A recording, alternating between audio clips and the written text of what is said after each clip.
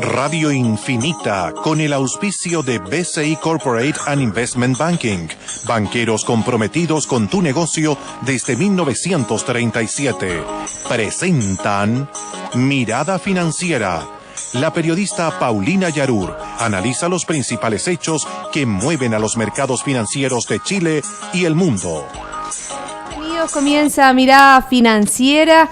En este día de elecciones en Estados Unidos, la verdad que estamos atentos a lo que sucede en la primera economía del mundo y cómo eso nos puede afectar a nosotros, y para ello estoy con Marcelo Díaz, el gerente de inversiones y liquidez, transmitiendo desde el edificio corporativo BCI. ¿Cómo estás, Marcelo? Bienvenido. Muy bien, muchas gracias. También tenemos IPC, que fue menor a lo previsto por los analistas, fue un 0,2%. Vamos a hablar de esos datos, vamos a hablar de datos de China, de estos cambios, ¿no es cierto?, en el ministro de Finanzas que tuvo el gigante asiático. También a nivel local ingresa el veto que propuso el gobierno para el proyecto de reajuste del sector público, este proyecto que fue rechazado por unanimidad, este reajuste de 3,2%. Pero antes le vamos a dar a nuestros auditores cómo han estado los indicadores económicos, cómo han estado las bolsas en el día de hoy. Partimos con Asia, el Nikkei bajando un 0,03%, Hang Seng arriba un 0,47%. Pero en general el mundo está en azul o en negro o en verde, en positivo.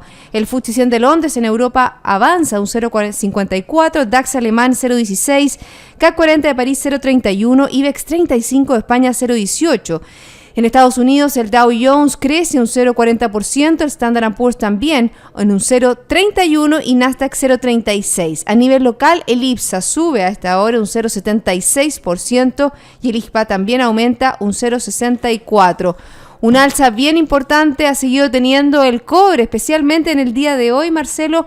2,73 subió el cobre, llegando a $2,37. Y el que rompió la barrera de los 6,50 fue el dólar. Tendió 7,1 pesos a la baja con respecto al cierre del día lunes. 6,46,60 comprador y 6,46,90 vendedor. ¿Por dónde quieres partir? Partimos analizando un poco los escenarios. ¿Qué pasa con Estados Unidos? Yo creo que todo el mundo y todas las economías están muy atentos al resultado de las elecciones presidenciales. Han sido bastante bulladas, ha tenido de todo, ha sido una campaña no acostumbrada a verse. Y las diferencias eran bastante poco significativas, entonces están muy atentos a cómo van saliendo los resultados preliminares y haciendo proyecciones, pero yo creo que fallo fotográfico, hablan de fallo fotográfico entre los candidatos Donald Trump y Hillary Clinton. Ya venía escuchando mientras me trasladaba aquí al banco de algunos estados que ya están dando sus cómputos, y la verdad que es muy, muy estrecha entre ambos candidatos. Vamos a ver qué pasa. La verdad que hay una lectura, por ejemplo, la bolsa da una lectura positiva en el día de hoy, ya desde el día de ayer, cuando terminó este evento, el FBI evento, como se puede decir, contra la candidata demócrata Hillary Clinton. Las bolsas lo tomaron como una buena noticia y están apostando a la victoria de la candidata demócrata. Bueno, para todos no es una noticia de que efectivamente, si Trump era presidente, con los anuncios que hizo de revertir sobre todo los tratados de libre comercio, de una economía americana más proteccionista, de una repatriación de capitales, complicada la economía mundial y al comercio. Por lo tanto, yo creo que todos, desde que era la duda respecto del FBI, si podía haber una acusación o no y qué consecuencias podía traer. Una vez despejado esto, las encuestas dieron por una diferencia de un margen de un 3 a un 4% a Hillary Clinton, y con esto yo creo que le dio un impulso a los mercados, y a partir del lunes, o incluso los asiáticos que parten en la noche anterior, empezamos a ver alzas en las bolsas y a recuperar parte de lo que se había perdido la semana pasada. Ahora, el cobre, por otro lado, también ha mejorado bastante, y eso ha influenciado también en el tipo de cambio en Chile. Pero yo creo que ganando Clinton también tiene que tomar varias decisiones que van a ser importantes respecto de cómo va a seguir la economía americana. Y también cómo va a seguir el comercio global. Se decía que Donald Trump era totalmente anti-globalización, pero Hillary Clinton también se ha mostrado contrario al TTP, el Tratado Transpacífico. Dijo que ella lo revisaría, y es un tratado al cual Obama puso todo su esfuerzo y dedicación para poder lograr este acuerdo. Fíjate que estoy leyendo acá un informe que nos compartió Juan Pablo Monge, es de Ángel Cabrera, creo, sí, ¿no? Un informe sobre los escenarios si ganaba Clinton o ganaba Trump. Y fíjate que el efecto inicial en Trump es negativo, en el efecto Clinton inicial es positivo moderado, menor incertidumbre en ella, mayor incertidumbre en él, y habla, por ejemplo, caídas en mercados tan importantes, las monedas también de México. Sabemos que México, el peso mexicano ha tenido una depreciación muy, muy grande este año, asociado solamente a la campaña de Clinton con el tema del muro, de repatriar las fábricas hacia Estados Unidos.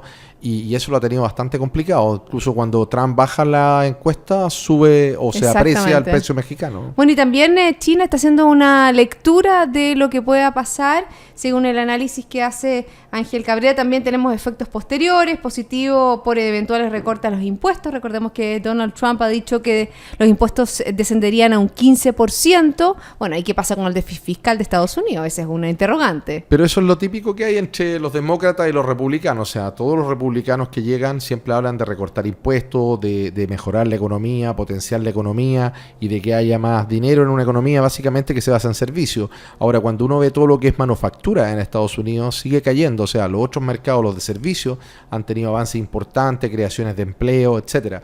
Pero cuando uno ve minería, asociado más a petróleo también, por el tema del shale oil, el shale gas, con estos precios del petróleo ha dejado de invertir, y también por el lado de lo que es producción, dado que el dólar se ha revalorizado mucho respecto a todas las otras monedas. El dólar ha tenido un repunte bastante importante respecto al euro. China ha devaluado su moneda constantemente durante este año para ganar mayor competitividad, y todos los países emergentes también han tenido una devaluación respecto al dólar. Entonces, con un dólar muy fuerte, esto también trae acarreado ciertos problemas, y esos problemas, claro, han mejorado un poco su déficit comercial y su déficit estructural, porque cada vez que el dólar está más fuerte mejora su situación, pero también pierde competitividad en muchos sectores. Fíjate que al hablar sobre los efectos posteriores, si gana la candidata Hillary Clinton, por supuesto ella ha anunciado un aumento de impuestos a las ganancias de capital, y también se vería un efecto negativo sobre acciones con mayor potencial de crecimiento. Se ve negativo, por ejemplo, si gana ella para el sector financiero por una mayor regulación, negativo para el sector farmacéutico por posibles controles de precios, positivo para los operadores hospitalarios, proveedores del Medicare, y también positivo para las energías renovables no convencionales por normas medioambientales. Un efecto totalmente contrario si gana el candidato Donald Trump, porque si gana él sería favorable para el sector financiero por menos regulación, positivo para el sector farmacéutico por libertad de precio, positivo para los generadores basados en combustibles fósiles, y positivo también para la industria de la defensa. También positivo para la industria ligada a la construcción de infraestructura. Es lo que hace Trump. Exactamente. Es bien interesante este análisis también, es un análisis que se basa en las acciones, qué pasaría con el mercado y qué pasaría con las acciones. Fíjate que había un estudio de Barclays que tiene que ver con el mercado accionario, que si ganaba Donald Trump bajaría hasta un 13% el Standard & Poor's o el Dow Jones. Bueno, también hay cierto, en esto cuando no quieren que un candidato gane, por lo general uno da mala información o traspasa cierto tipo de información que no es tan fidedigna. Entonces ha habido mucho rumor, ha habido mucho en la campaña, también ha sido una campaña bastante sucia, se han sacado muchas cosas personales, y esto ha afectado bastante, y es una campaña a la cual no estaban acostumbrados los norteamericanos, y hay un tercio de la población más o menos que estaba indecisa, y esos son los que van a tomar la decisión de quién va a ser el presidente o el nuevo presidente de los Estados Unidos.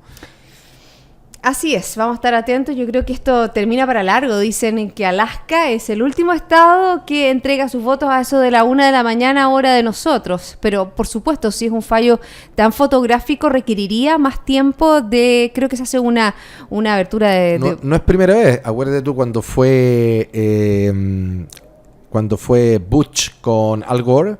Ya. Recuerda tú que hicieron un conteo voto a voto en Florida, porque Florida es uno de los estados que tiene más población y que tiene más escaños, por lo tanto... 29 electores tiene 29 Florida. electores, y acuérdate tú que ahí el hermano de George Bush era el gobernador de Florida, y siempre se habló mucho de que esa elección al final quedaron dudas si efectivamente había sido bien hecho el conteo de los votos. Acuérdate que esa vez contaron o recontaron y nos tuvo bastantes días a la espera de quién era el nuevo presidente. Bueno, me imagino que todo lo que son las instituciones financieras, todo lo que asesoran a las personas han estado tomando previsiones con respecto a un escenario u a otro. Recuerda que cuando fue el Brexit, la verdad que todos daban por descontado y se despertaron al otro día con una aprobación de un 52% para que la Unión Europea saliera de la zona euro.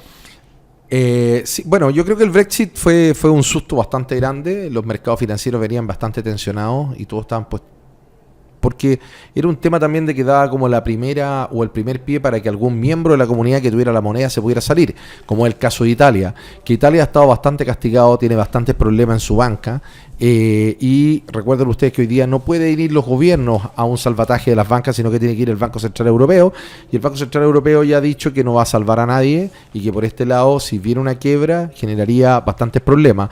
Hay un referéndum también en Italia. El 4 de diciembre.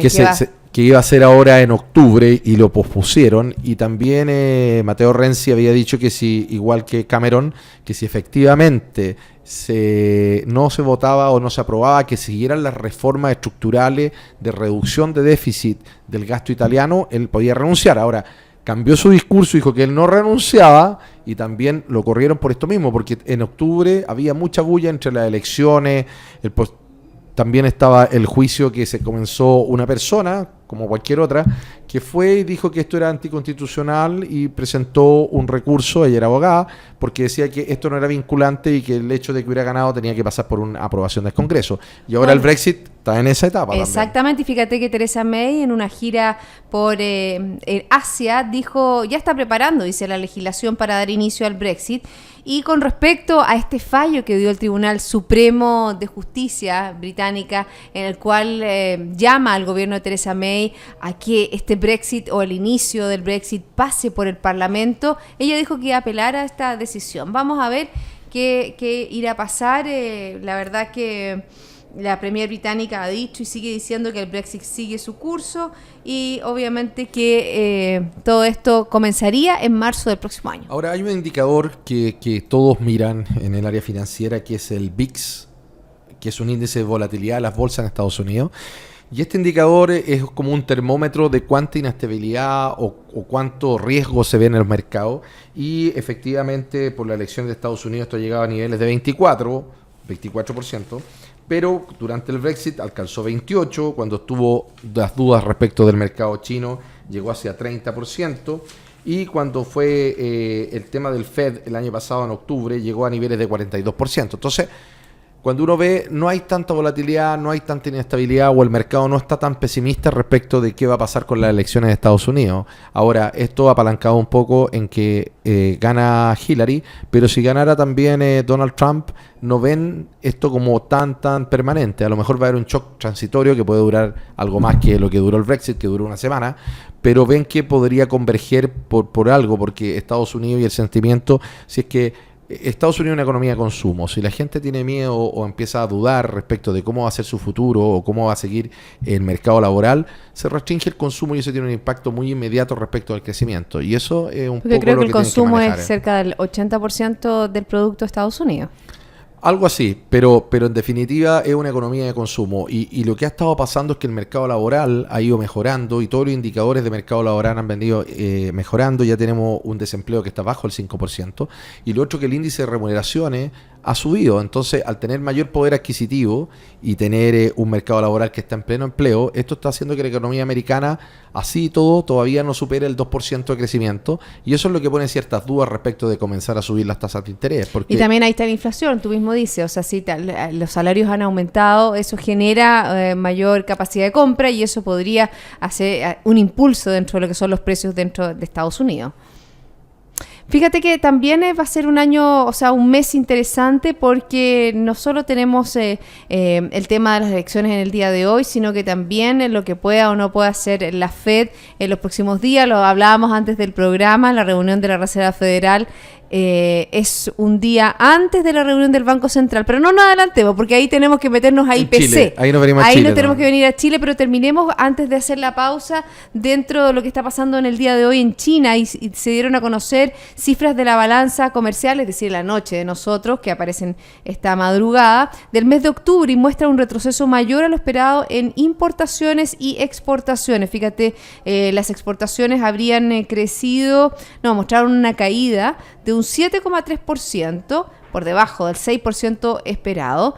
Y por el lado de las importaciones está mostrando una caída de un 1,4%, debajo del 1% esperado. Y hoy día hay datos importantes en China. Sí, hoy en la noche se publican datos en China. Vamos a tener índice de inflación del productor, que se estima en un 2,1%. Y también vamos a tener datos de inflación. Entonces vamos a estar ahora. China hace pocos días cambió también a su ministro. Exactamente. Y tiene un nuevo ministro de Finanzas y hay que ver cuál va a ser la política de China. China ha venido en alguna medida compensando con una devaluación del yuan, que no ha sido menor, para poder mantener este nivel de exportaciones, como decías tú, y con eso que ha sido el motor del desarrollo, porque el motor de desarrollo hacia dentro del modelo chino, que quiso hacer un cambio hacia una economía de consumo, no funcionó mucho y esto puso muy en duda respecto al crecimiento, ¿no? El año pasado tuvimos muchas dudas respecto de qué iba a pasar con China. Eso se reflejó también en el precio de los commodities, sobre todo los metálicos. A nosotros nos pegó muy fuerte lo que es el cobre. Pero parece que hay mayor confianza, porque si el cobre sube tanto, está totalmente indexado a lo que sucede en la economía china. Por supuesto, ahora lo que se está viendo es que va a ser un soft landing, como dicen, un aterrizaje muy suave, y por lo tanto China se va a ir ajustando muy de a poco hacia lo que es un crecimiento menor, pero bastante sostenible en el tiempo. Bueno, te voy a contar así rápidamente quién es el nuevo ministro de Hacienda. Se llama Xiao Jie, de 59 años, es un ex ministro de Hacienda y ex jefe tributario. Su ascenso, la verdad que no debería tener gran impacto en la política fiscal, porque debiera apoyar los cambios que se han estado haciendo en la economía china. Vamos a ver qué pasa en los próximos días con respecto al gigante asiático, y fíjate que es interesante porque se ha mostrado bastante contrario a lo que pueden ser los efectos negativos que podría tener Donald Trump en la economía china. Vamos a ver qué pasa. Marcelo, hacemos una pausa, ¿te parece? Muy bien. Es buscar soluciones en conjunto cuando los talentos actúan con un objetivo común. BCI Corporate Investment Banking, banqueros comprometidos con tu negocio desde 1937. Ya volvemos.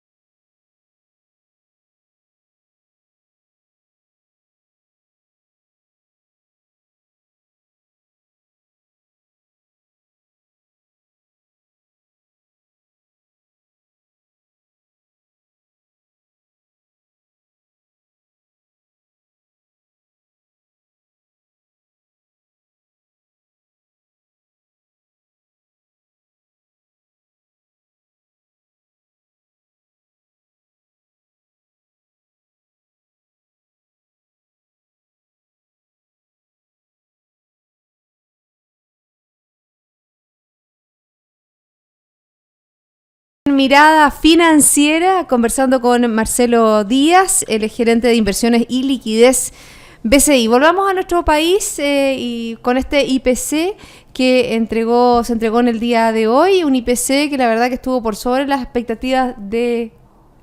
Por debajo. Por debajo. Me equivoqué porque las expectativas hablaban de un 0,3, 0,4. 0,4, más o menos, y esto fue un 0,2.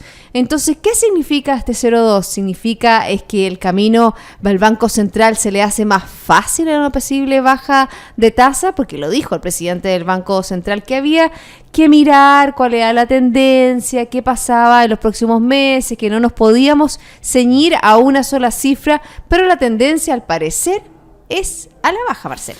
Bueno, esta semana hemos tenido cifras que no han sido muy buenas. Tuvimos IMASEC, todos esperaban un índice mensual de actividad económica sobre un 2% después de las cifras sectoriales del INE, pero efectivamente fue 1,4%, y con eso ya se está vislumbrando que el crecimiento para el año 2016 va a estar entre un 1,7 y un 1,8%. Ya las expectativas de hablar de un 2% sobre un 2% se diluyeron. Y efectivamente ahí hay un foco que a todos les preocupa, que es el crecimiento, y si uno mira todo lo que está enfocado, todos los entes del gobierno, estamos enfocados en cómo recuperar el crecimiento o cómo nuevamente crecer a nuestro potencial. Y ese es un tema bastante importante de preocupación, no tan solo para el Banco Central, sino que para todos los agentes económicos.